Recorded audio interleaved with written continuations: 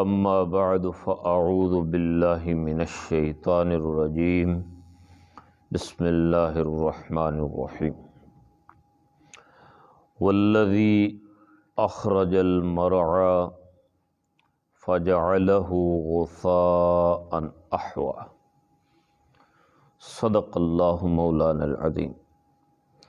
اللہم صل علی محمد وعلی آل محمد کما تحب و ترضی۔ سورۃ الاعلیٰ کی آیت نمبر 7، آیت نمبر 4 اور 5 تلاوت کی ہے۔ پچھلی آیت میں اللہ نے ارشاد فرمایا کہ ہر چیز کو اللہ نے پیدا کیا، اور صرف پیدا نہیں کیا بلکہ سنوار کے پیدا کیا۔ فی ای صورت ما شاء رکبک، تمہارے رب نے جیسا چاہا تمہیں جوڑ دیا۔ اب انسان اپنے آپ کو چاہے جتنا بھی کہتا رہے جی کہ میں خوبصورت نہیں پیدا ہوا، یا فلاں خوبصورت پیدا نہیں ہوا، یا فلاں چیز ٹھیک پیدا نہیں ہوئی، تو اللہ کے نزدیک تو اس سے بہتر کوئی چیز پیدا ہو ہی نہیں سکتی۔ اور یہ اگر ہمارا ایمان اور عقیدہ نہیں ہے، مثال کے طور پہ اگر میں کسی پھول کو دیکھتا ہوں یا کسی بھی اللہ کی بنائی ہوئی قدرتی چیز کو دیکھتا ہوں، تو میں کہتا ہوں کہ یار اس سے خوبصورت نہیں بن سکتا تھا اور بنایا جا سکتا تھا، تو یہ بھی کفر میں آ جائے گا، یہ کفر کے اندر آئے گا، کیونکہ اس سے بہتر کوئی چیز ہو ہی نہیں سکتی جو اللہ نے بنائی ہے۔ دوسری بات یہ فرمائی کہ اللہ نے ہر انسان کی تقدیر لکھ دی، ہر انسان کی تقدیر مقرر ہو گئی ہے۔ انسان کی صفات کیسی ہوگی، ذات کیسی ہوگی، کام کیسا ہوگا، پیدا اس نے کہاں ہونا ہے، رہنا اس نے کہاں ہے، موت اس کو کہاں پہ آئے گی، کس حالت میں اس کو موت آئے گی، کون سی پریشانیاں اس کو کس وقت آئیں گی، پریشانیاں کیسے ختم ہوں گی، یہ ساری چیزیں اللہ تعالیٰ نے تقدیر میں لکھ دی ہیں۔ اب انسان افعال کرے گا تو وہ تقدیر پہ عمل ہوتا جائے گا۔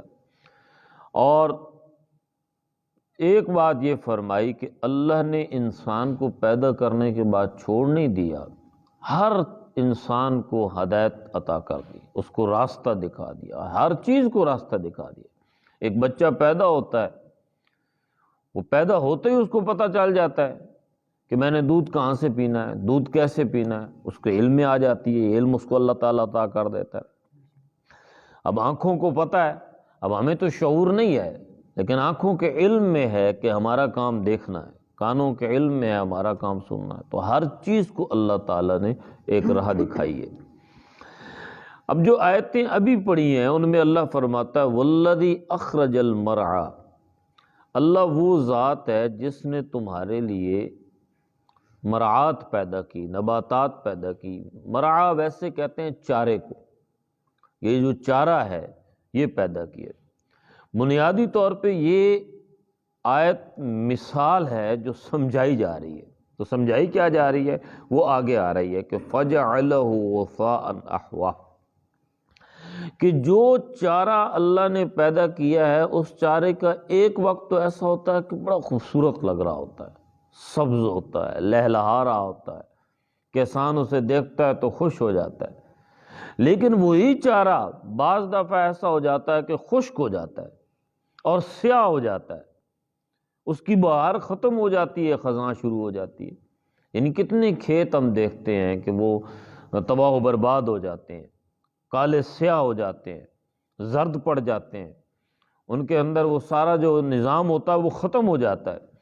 تو یہ دو آیتیں بنیادی طور پہ انسان کو اشارتاً سمجھایا جا رہا ہے کہ اے انسان یہ مت سمجھنا کہ ہر وقت بہار ہی رہے گی، کبھی تمہاری زندگی میں خزاں بھی آ سکتی ہے۔ یہ مت سمجھنا کہ ہر وقت خوشی ہوگی، کبھی تمہاری زندگی میں غم بھی آ سکتے ہیں۔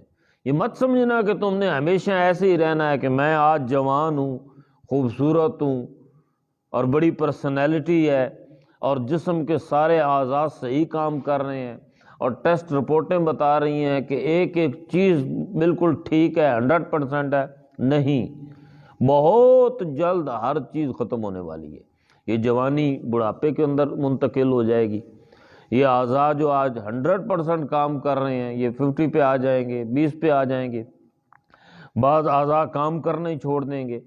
اور یہ ہاتھ جن سے آج تم بڑے بڑے پتھر اٹھا لیتے ہو سکتا ہے تم اس سے ایک گلاس پانی کا نہ اٹھا سکو۔ یہ قدم جو اٹھا کے تم دوڑتے ہو اور گھوڑے سے بھی زیادہ دوڑنے کی کوشش کرتے ہو، ایک قدم بھی نہیں اٹھا سکو گے۔ تو بہار کے بعد پھر خزاں تو آتی ہے۔ تو یہی بات اللہ بتا رہا ہے کہ جو اللہ لہلہاتی فصلوں کو اور بہترین چارے کو وہ زرد کر دیتا ہے، سیاہ کر دیتا ہے، خشک کر دیتا ہے، وہ اللہ اس بات پہ بھی قادر ہے کہ تمہاری زندگی کی خوشیوں کو پریشانی کے اندر بدل دے۔ تمہیں زندگی کے بعد پھر وہ فصلیں دوبارہ اگتی بھی ہیں جب ان کے اندر پانی دیا جائے، اور پھر اللہ تعالیٰ ایک مردہ زمین کو زندہ کرتا ہے۔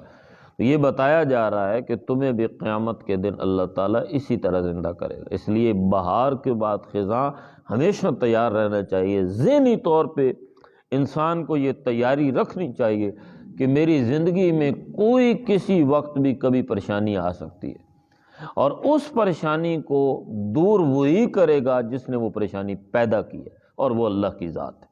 اللہ تعالیٰ قرآن کو سمجھنے کی، عمل کی توفیق۔